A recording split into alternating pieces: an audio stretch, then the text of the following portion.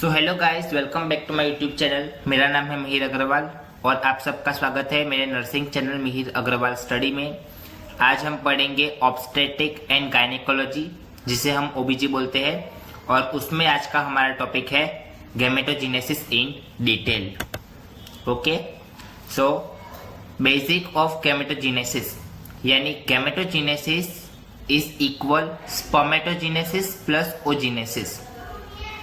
Formulation of male gametes sperm and female gamete ovum। Okay, so formulation से male gamete कौन से होते हैं, स्पर्म, एंड फीमेल गैमेट कौन से होते हैं, ओवम।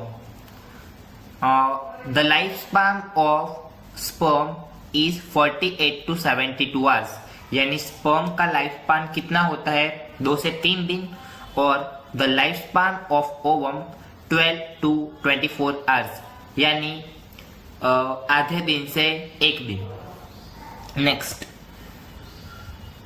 नेक्स्ट है स्पर्मेटोजेनेसिस इन डिटेल, जिसमें आज हम पढ़ेंगे define the spermatogenesis, the process of formation of haploid gametes.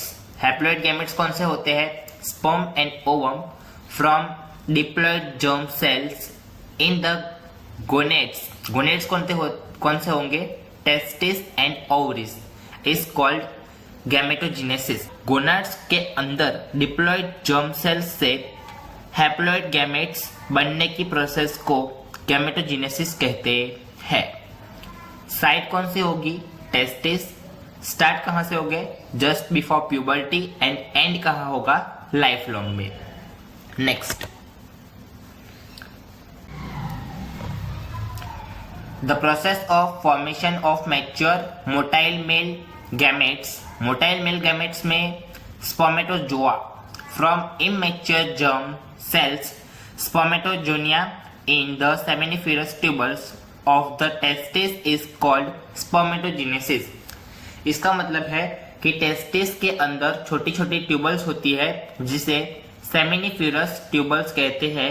In tubules के अंदर इनमैच्योर सेल होते हैं। कौन से, इनमैच्योर जर्म सेल्स यानी स्पर्मेटोजोनिया होते हैं, जिन्हें स्पर्मेटोजेनिया कहा जाता है। जब इन स्पर्मेटोजेनिया से पूरी तरह से मैच्योर और मोटाइल यानी चलने फिरने वाले स्पर्मेटोजोआ बनते हैं, ओके, स्पर्मेटोजोआ बनते हैं, तो इस बदलाव की प्रोसेस को क्या कहा जाता है, स्पर्मेटोजेनेसिस कहा जाता है। नेक्स्ट है phases of spermatogenesis. Phase 1 multiplication phase, जिसे मिटोसिस भी कहा जाता है। अब स्पर्मेटोजेनिया उसके 2 and cells continuously undergo mitosis यानी cell division to increase their number. इसका क्या मतलब होता है, इसका मतलब ये होता है कि स्पर्मेटोजेनेसिस के बारे में जो फर्स्ट फेज मल्टीप्लिकेशन फेज या मिटोसिस फेज में जो डिप्लॉइड स्पर्मेटोजेनेसिस यानी 2 एंड सेल्स होते हैं, वो कंटिन्यूअसली मिटोसिस सेल को डिवाइड करते हैं, ताकि उनकी जो नंबर्स है यानी जो इनकी संख्या या नंबर्स है वो बढ़ सके यानी इंक्रीज हो सके। Next, some spermatogonia grow in size and transfer into primary spermatocyte to N। तो कुछ स्पर्मेटोजेनिया के साइज में बड़े होकर प्राइमरी स्पर्मेटोसाइट्स 2N में बदल जाते हैं। नेक्स्ट, फेज 2 मैच्योरेशन फेज, जिसे मियोसिस भी कहा जाता है।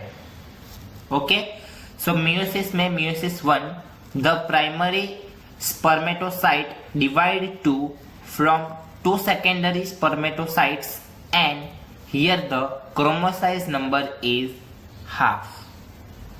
ओके, सो मैच्योरेशन फेज से या मियोसिस फेज कहते हैं। यहाँ पे मियोसिस 1 डिवाइड होता है, जिसे प्राइमरी स्पर्मेटोसाइट्स डिवाइड होकर 2 सेकेंडरी स्पर्मेटोसाइट्स एन बनाता है, और याद रखिए इस स्टेज पर क्रोमोसोम नंबर जो होते हैं वो 46 से डिवाइड होके 23 हो जाते हैं।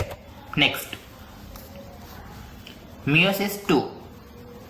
सो मियोसिस 2 में क्या होता है कि both secondary spermatocytes divide again to form 4 spermatogenesis, यानी मियोसिस 2 पर इस स्टेज में दोनों सेकेंडरी स्पर्मेटोसाइट्स फिर से डिवाइड होते हैं और 4 हैप्लॉइड स्पर्मेटाइड्स बनते हैं। और इसके बाद आता है फेज 3 यानी डिफरेंशियल फेज, जिसको स्पर्मियोजेनेसिस कहते हैं। ओके, तो इसमें क्या आता है, this round and non motile spermatid transfer into long motile spermatozoa या स्पर्म। ओके, दोनों का मतलब एक ही होता है, स्पर्मेटोजुआ और स्पर्म। तो डिफरेंशियल फेज या स्पर्मियोजेनेसिस कहा जाता है। इस फेज में स्पर्मेटाइड्स होते हैं, कैसे, नॉन मोटाइल शेप और राउंड शेप में। वो ट्रांसफर होकर लॉन्ग एंड मोटाइल स्पर्मेटोजुआ यानी स्पर्म में बदल जाते हैं। Next, chromosome number 3। डिप्लॉइड का मतलब होता है 2n is equal 46 chromosome and haploid में होता है 2n/2 यानी 46/2 divided is equal to 23 chromosome. Next एक प्रोसेस है जो एक इमेज के अंदर मैंने दिखाई है। अब यहाँ पे मैं आपको पूरा प्रोसेस क्विक रिवाइज कर देता हूँ, जिससे आपको पता चले कि मैं इस प्रोसेस में आपको क्या बोलने वाला हूँ। ओके, सो यहाँ पे क्या होता है, तो सबसे पहले हमारे पास फर्स्ट क्या लिखा हुआ है, स्पर्मेटोजुनिया। तो इसका मतलब क्या होता है कि ये वो सेल है जो मिटोसिस करके अपनी संख्या बढ़ाता है। इनमें से एक सेल ग्रो होकर प्राइमरी स्पर्मेटोसाइट बनते हैं। आप देख सकते हैं स्पर्मेटोसाइट। फिर मियोसिस 1 होता है और उसके बाद ये एक 46 वाला जो स्टेप है वो डिवाइड होके बन जाता है 23। फिर सेकेंड स्पर्मेटोसाइट्स यानी दो जो हैप्लॉइड 23 है वो भी डिवाइड होके बन जाते हैं मियोसिस 2 में 23 और 23 यानी 4 टाइप्स में कन्वर्ट हो जाता है, जिसको हम कहते हैं स्पर्मेटिड, और लास्ट में बनते हैं स्पर्म। नेक्स्ट नेक्स्ट क्या है, जो पूरा किया है आगे वो पूरा पोर्शन था स्पर्मेटोजेनेसिस का। अब जो प्रोसेस आया है वो है ओजेनेसिस का। So oogenesis in detail. Oogenesis is the biological process of formation and maturation of a mature haploid female gametes ovum from diploid germ cell oogynia in the ovary। इनके side कौन से होते हैं, ओवरी। स्टार्ट कहां से होता है, before birth and and menopause. Oogenesis एक बायोलॉजिकल प्रोसेस है जिसमें फॉर्मेशन एंड मैच्योरेशन की प्रोसेस में मैच्योर हैप्लॉइड फीमेल गैमेट्स यानी ओवम जो diploid germ cell oogenesis in the ovaries होते हैं। Next, so phases of oogenesis. Phase 1 multiplication phase, यानी मल्टीप्लिकेशन में क्या होता है, मल्टीप्लाई होना, और उसे हम मिटोसिस फेज कहते हैं। The diploid primordial germ cell called oogenesis, oogenesis कितने होते हैं, 2n, undergo repeated mitosis divisions to increase their population within the fetal ovary। Okay, so इसमें क्या होगा कि जो डिप्लॉइड जर्म सेल यानी ओजिनिया से एक mature haploid female gamete, okay, क्या हैप्लॉइड फीमेल गैमेट को ओजेनेसिस कहते हैं। अगर इसके बेसिक फैक्ट की बात करें तो ये प्रोसेस ओवरी के अंदर होती है और इसकी शुरुआत बाय बर्थ से पहले हो जाती है और इसकी प्रोसेस मेनोपॉज की स्टेज पर आकर पूरी तरह से स्टॉप हो जाती है।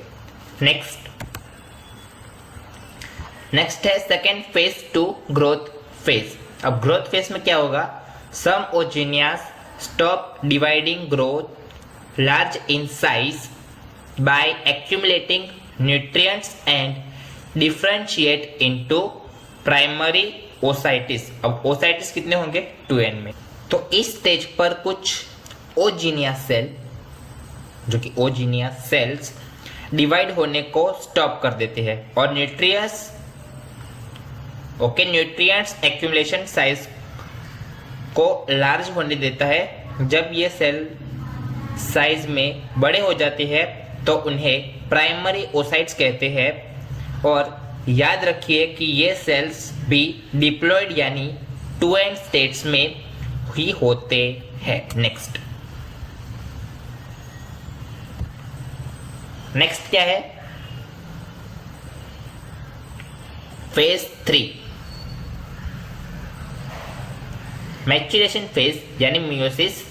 अब मियोसिस में दो है मियोसिस के टाइप्स. फर्स्ट मियोसिस 1 यानी द प्राइमरी oocytes या the primary oocyte undergo unequal meiotic divide 1 to produce one large haploid secondary oocyte. oocyte कैसे होते हैं? हमेशा एन फॉर्मेट में. And one tiny first polar body.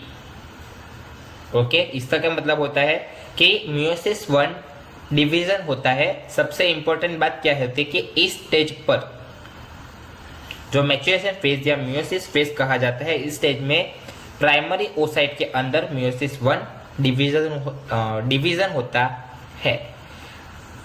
अब मेन बात यह है कि ये एक अनइक्वल मियोटिक डिवीजन होता है जिसके रिजल्ट में एक बड़ा हैप्लॉइड सेकेंडरी oocyte एन बनता है और एक फर्स्ट पोलर बॉडी बनती है. नेक्स्ट क्या है? Meiosis 2 the secondary oocyte undergoes meiotic division 2. कैसे होता है? Triggered by fertilization to produce a mature haploid ovum and second polar body. Okay,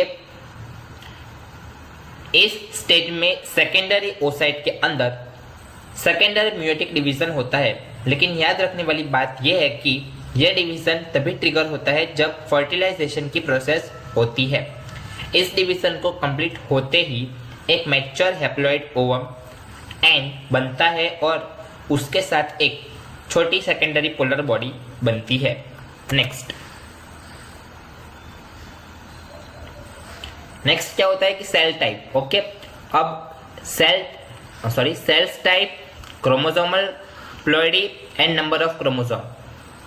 oogynia जिसमें होते हैं डिप्लॉइड यानी 2n क्रोमोसोम यानी टोटल 46 क्रोमोसोम होते हैं. प्राइमरी oocyte में भी डिप्लॉइड होते हैं यानी 46 क्रोमोसोम्स. सेकेंडरी oocytes हैप्लॉइड में होती है यानी 2n डिवाइड बाई 2 यानी 46/2 इज इक्वल 23 क्रोमोसोम्स. उसके बाद ओवम और पोलर बॉडीज दोनों हैप्लॉइड में होते हैं और दोनों ही 23 क्रोमोसोम से बनते हैं. यानी उसमें दोनों में ही 23 क्रोमोसोम होते हैं. नॉर्मल भाषा में कहूँ तो oogynia और प्राइमरी oocytes सिर्फ यही दोनों डिप्लॉइड होते हैं और इन्हीं दो में 46 क्रोमोसोम होते हैं. अब सेकेंडरी oocyte, ओवम और पोलर बॉडीज तीनों हैप्लॉइड होते हैं और इनमें 46/2 मतलब 23 क्रोमोसोम हो जाते हैं. क्यों? क्योंकि 46 से डिवाइड हो जाते हैं ना, इसलिए. नेक्स्ट ये एक फ्लो चार्ट है जिसको हम अभी एक्सप्लेन कर रहा हूँ. आप सिर्फ इसको देखिए और मेरी बात को सुनिए. ओके, सबसे पहले oogenesis सेल होता है जो फिटल स्टेज में मिटोसिस करके अपनी नंबर्स को बढ़ा देता है. उसके बाद ये सेल ग्रो होकर प्राइमरी oocyte यानी 2n बन जाते हैं. ओके, फिर उसके बाद मियोसिस 1 से डिवाइडेड होकर अनइक्वल सेल बनते हैं. एक बड़ा सेकेंडरी oocyte और एक छोटी पोलर बॉडी. ओके, सो ये रहा सेकेंडरी oocyte और ये पोलर बॉडी. अब उसमें मियोसिस की प्रोसेस होके बन जाते हैं 23. यानी मियोसिस 2 कंप्लीट होने पर हमारे पास एक मैच्योर ओवम और एक सेकेंडरी पोलर बॉडी एन बन जाती है और इस पूरी प्रोसेस को ही बोलते हैं oogenesis. नेक्स्ट बस आज के लिए सिर्फ इतना ही। Don't forget to subscribe my channel. Video को यहाँ तक देखा है तो वीडियो को लाइक कर देना, चैनल को सब्सक्राइब कर देना और कमेंट में अपना डाउट हो तो पूछ लेना। ओके, मिलते हैं नेक्स्ट वीडियो में, और नेक्स्ट वीडियो आएगी थर्सडे को।